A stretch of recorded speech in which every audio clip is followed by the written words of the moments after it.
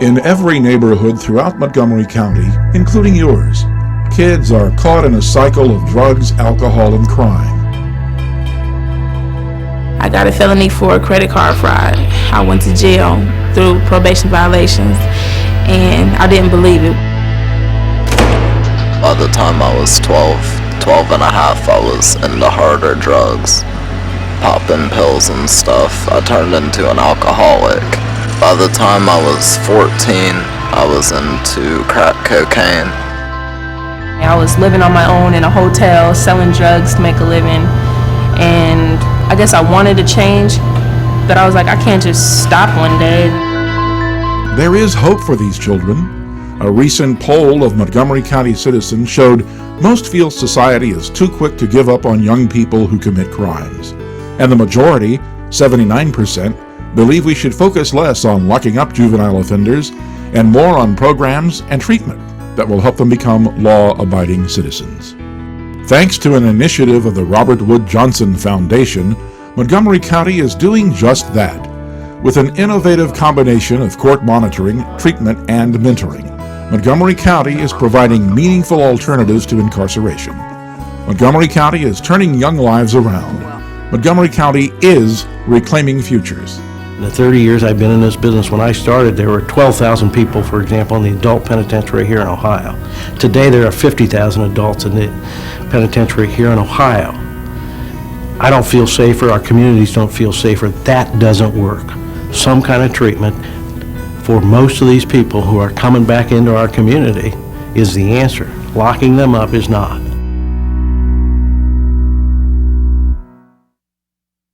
Drug court is a specialized court where we try to assist young people who have drug and alcohol problems. They've all been involved with the criminal act.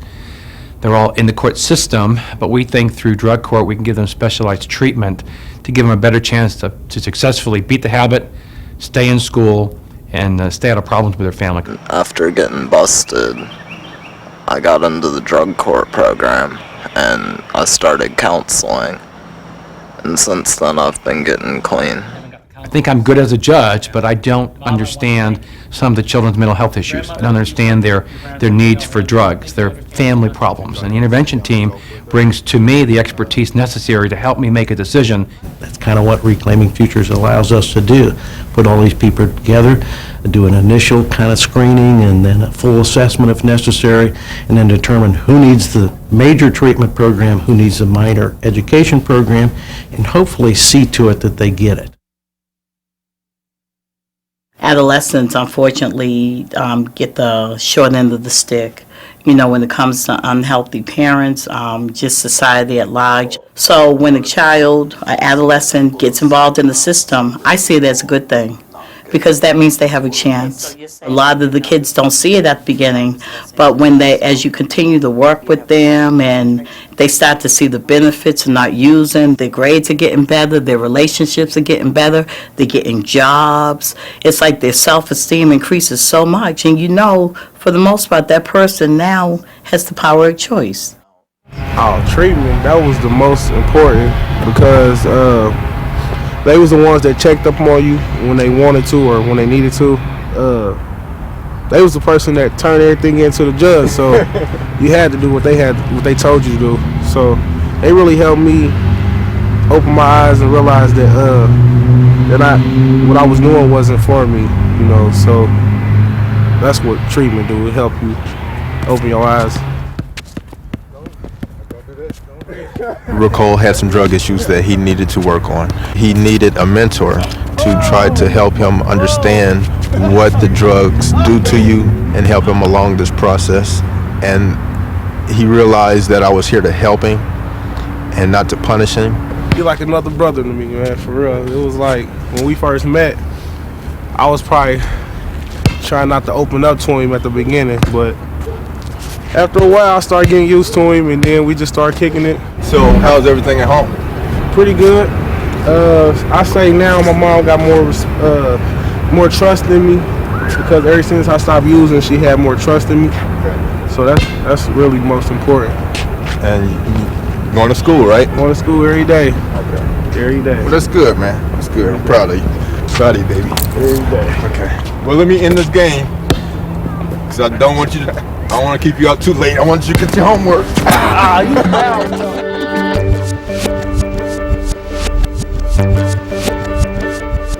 Since 2001, community volunteers like Daryl and Julianne Williams have been specially trained and carefully matched with court-involved youth. These youth mentors are called natural helpers. They listen, they share, and encourage. I saw a young man that was at present time part of the system, but he wanted to change. And he was on his way, just needed a little guidance and some assistance. So we were there just to try and show him some of the positive things that he was doing. And that kind of helped, instill some, some trust. And he opened up with us, and he was just, after that, he was like part of the family. They listened, that's a part of opening up, listening, hearing what the other person got to say. So that's what they did. I had to tell them what my problem was, and I guess they overheard my problems, and then they really start dedicating themselves into me to see what was really going on, and that's what they did. And they really seen that I was a good person. That's why I'm successful today. Look at Ricole. He's changed his life around. He wants better. He doesn't want to be in the streets. He wants to be successful. He wants to go to college. Graduate from high school, that's what I'm about to do. Go off to college, major in computer technology. In our society, we can't just say no to kids without giving them alternatives. What are the alternatives? They may not even know what the alternatives are, because a lot of kids, especially what we call high-risk youth, are environmentally deprived. They haven't had exposure, but that natural helper comes along and said, this is an option for you. We can turn this negative behavior into positive behavior because there's some good things out there. There are also listeners. I think there's power in listening. When I finally met Jane, I was a little cautious about talking to her much, but then I got to know her and it was nice. Now I can talk to her and I feel comfortable around her. I can talk to her about pretty much anything. That's a nice relief. I'm a positive person, and so I try to help just give him some new ideas, I guess, of ways he can do things, and to see that what you do now can really, really affect your future for a long time. I thought about it, and I'd look at my life in the future, and I just didn't like what I'd see. I'd be homeless, probably dying somewhere, and nobody would know. But then, if I decided to put my life in order, get off drugs and get clean, then I could go to college and be something useful. It's nice. I've got my probation officer, Jane Beach, my natural helper. I've got my counselors that Kay does, my grandparents, my family in general, and everybody supports me in getting clean. I see a normal kid now. I see a kid who is happy, laughing a lot, which is when I first met him. Every time I would talk with him, his head was always down. His hair was covering his face. His body was just slumped over. And now I just see a normal kid who's smiling. Reclaiming Futures, to me, I think it means that the people involved with the organization are really just trying to save the kids. They're trying to get back what was lost. I have so many kids that come to me, and in this community, about 65% have drug alcohol problems.